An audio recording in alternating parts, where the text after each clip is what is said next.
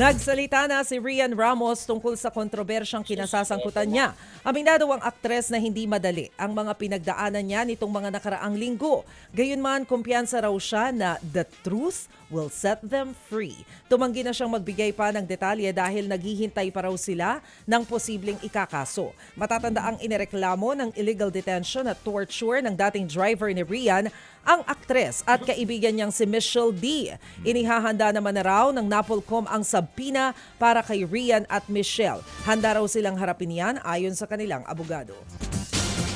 Asahan daw na tulad lang ng Wattpad novel, ang live adaptation ng Project Loki na dinagsa ng fans kagabi sa kanila pong advance special screening.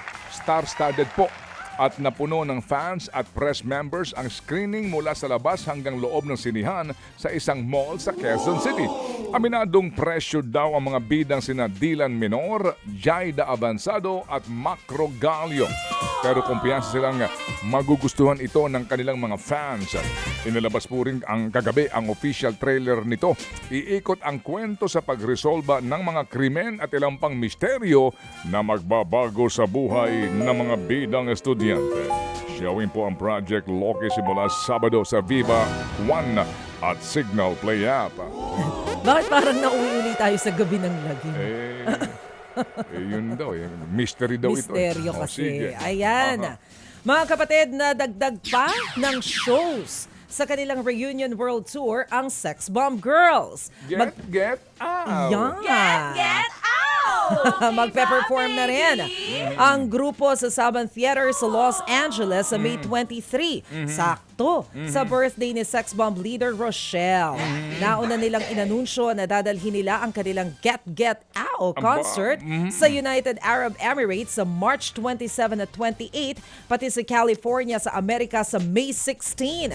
Hindi pa nila inaanunsyo kung kailan at saan ang final reunion concert nila dito sa Pilipinas na napakahirap daw kumuha ng ticket. Good morning, baby girls! Get out! Ayan! May banat si AJ Rabal sa basher na hinihiling na mapahamak ang kanyang anak. Sabi po ni AJ sa kanyang post, sa kanya na lang ibuhos ang galit at huwag sana sa mga inosenteng bata. Giit pa niya, maari daw hong wala siyang pinag-aralan at cheap sa paningin ng iba pero gagawin niya ang lahat bilang isang ina para maprotektahan ang kanyang mga anak. Kinundi na rin ang nasabing basher ng mga netizen. Anila, mali na idamay ang mga bata sa isyu ng mga magulang. Wala pang bagong pahayag si AJ kaugnay nito. Pinarangalan sa 11th Platinum Stallion National Media Awards ang ilang kapatid star shows at mga personalidad sa news, sports at radio. Una na riyan ang Child Star of the Year na si MQAA star Ryrie Sofia para sa pelikulang Muji J. Tama ba? Oh. Binigyang parangal din ng mga kapatid natin sa sports. Best TV Sports Channel of the Year ang One Sports. Celebrity Sports Influencer of the Year ng isa pang MQAA star at SEA Games medalist na si Michael Verkumalig. Sa radyo, ay nako si Tita Cha, congratulations DJ Chacha. Nakakuha naman po siya ng citation for Radio Broadcaster of the Year para sa True FM. Sa news naman, citation for Best Broadcasting Talk Show ang Good Morning Kapatid. Habang ang kapatid anchor na si Diego Castro ang Trinitian Media Educator for Broadcast Media.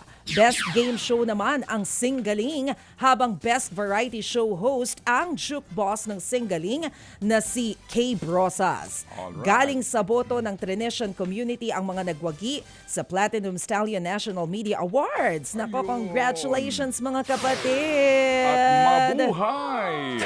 Mga kapatid, brothers and sisters, saan ka pa? Dito na tayo sa totoo. Dito na tayo sa True FM. Mga kapatid, mag-subscribe and follow po kayo sa social media accounts ng True Network PH. Yan po kami, hanapin nyo lang True Network PH, Facebook, Instagram, YouTube, TikTok, and podcast. Mapa Apple or Spotify man yan, mahahanap nyo kami. Lahat ng mga napapanood at napapakinggan nyo po sa programa, nasa social media accounts namin yan. So paano mga kapatid? See you sa social media! Africa.